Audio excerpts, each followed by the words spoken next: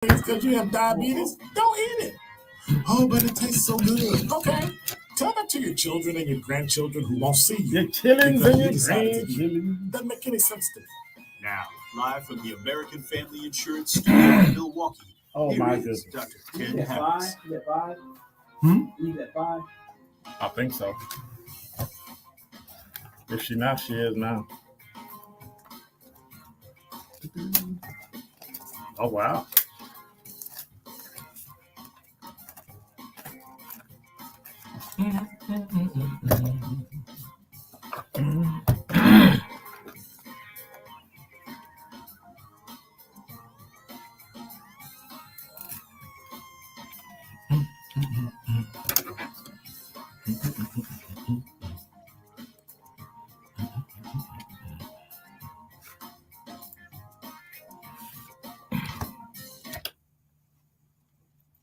You're listening to Truth in the Afternoon. I'm your host, Dr. Ken Harris.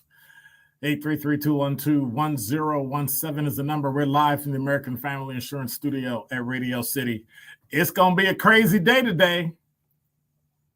He's back in the saddle. The original, the magnanimous, Mr. Cod Wallace. Don't cause trouble today. I got a feeling it's going to be some arguments today. Yeah, okay. He says no. Yeah. I just got to find the right poke, and then it's off. Because I appreciate hearing a young, energetic perspective, and always being told I'm too old for stuff. And then people, anyway, I'm depressed now. And really, I'm depressed because I've been thinking about things all weekend. Because I told y'all, if y'all give me too much time to think, strange things happen. And one of the things I was thinking about over the weekend, first of all, let me tell you. So I traveled last week and hung out and did my show and all that stuff, was all over the place. Made the mistake of taking an American Airlines flight that had a layover for an hour or so, 2 hours. Actually, it was 3. And ended up where? In Charlotte, North Carolina for like a day and a half. Why is that? Canceled. Flight's canceled. You know when you go on Wi-Fi, when you're on your flight, and your phone text says, hey, your flight's been canceled. I'm like, dude, I've only been in the air an hour. Flight's already canceled. It's okay.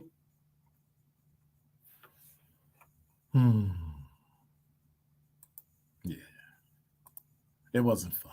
But I had fun. I saw friends, made new friends, saw old friends. It was pretty cool. Made my way to where I was going, made my way back. Coming back was much better. There were no cancellations, and I made it back fine. Only to find out the next day they had 2,500 cancellations. So go figure. But I don't know when that's going to change. Will that change? Will we ever be able to change that? Will we ever be able to make change in the city of Milwaukee? I mean, I read over the weekend it takes 20 years to change a culture. You know, the weird thing about it is each culture has about 15 years, maybe 20. How long is a generation? I think it's about 20 years, right? So 1943, 1944 to about 1964, right? I think it's when millennials started messing with generations that all the stuff started to shift. Yes, I blame millennials for everything. Just like they say, okay, boomer, as if that's a negative. Like, I don't know if that's a negative if you say, okay, boomer, right. Because we say things because later you have to come back and say you were right. But that's okay. But we all know it takes about 20 years to change a culture, and each culture lasts about 20 years, and it won't take a mandate. And as we've seen with Black Lives Matter and COVID, it won't take a revolution either. It'll take a movement. I think in order to change the city of Milwaukee, it will take a movement.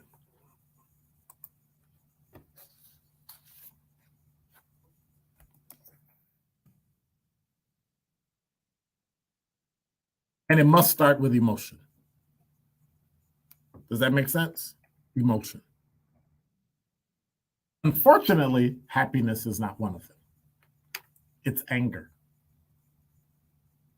Now, here's the difference I make, whether you agree or disagree with. I can respect that. Passion makes you feel. Emotions like anger make you move. We do things because we're happy. We do things because we're angry. We don't become passionate about something and then do something. Like if you're ever passionate about watching a TV show, that's great. But what makes you watch it? You have to move. Emotion makes you move, be it happy or angry. Now, first, research says that in order to make a movement, you have to have passion and you have to frame the issue. So what are some of the issues we have in Milwaukee? I don't have a list long enough, but I'm not talking Black Milwaukee, white Milwaukee, Hispanic Milwaukee, Asian Milwaukee. I'm talking about the people that live in the city of Milwaukee. If you do not live in the city of Milwaukee, I don't care who you are, I don't care where you work, and I don't care what you own. I'm not talking to you because you don't count. I don't care if you pay taxes in Milwaukee. I don't care if you live in Oconomowoc and pay taxes in Milwaukee, millions of dollars. Don't care. Don't care if you run a major metropolitan business or run an international global conglomerate of Fortune 100. Don't care. You don't live here, you got nothing to say.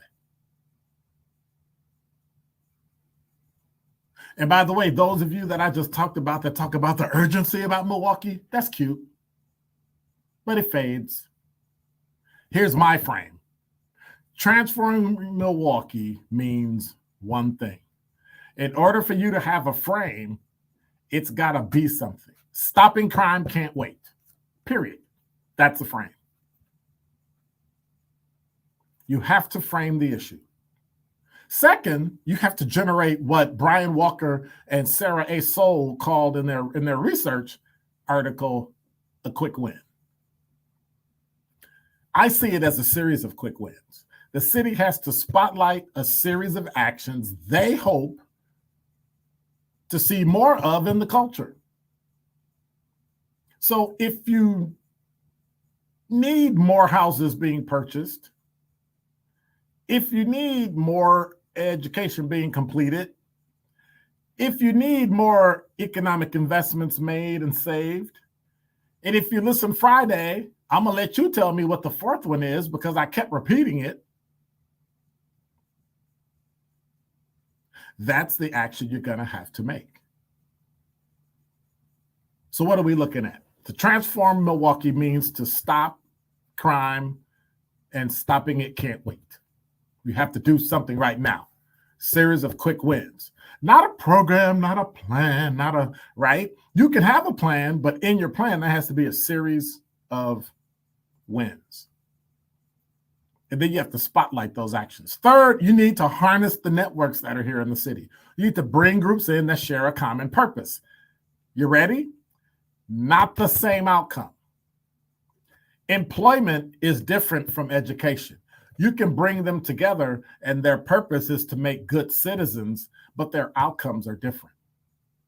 One, you may graduate from high school, right? Common purpose, great city, different outcome. Fourth, you need to create a safe haven. That means you have to have a safe city, safe neighborhood, and a safe home. Now, granted, I don't know if that's going to work because Friday through Sunday, we had 14 shootings and 3 people dead. By the way, happy Juneteenth Day. How's it working out for you? But through all this culture, we have to remember that there are going to be some people who don't want help. There are going to be some people that are going to resist. And that's when the frame comes into play. Stopping crime cannot wait. So for those of you that hate the police, you better love them for a few minutes to get the city back. Otherwise, I got to tell you, This is just my point of view. I love helping people. I love working in the community. But from this point on, helping people that don't want my help, I have to recognize it's a fool's errand.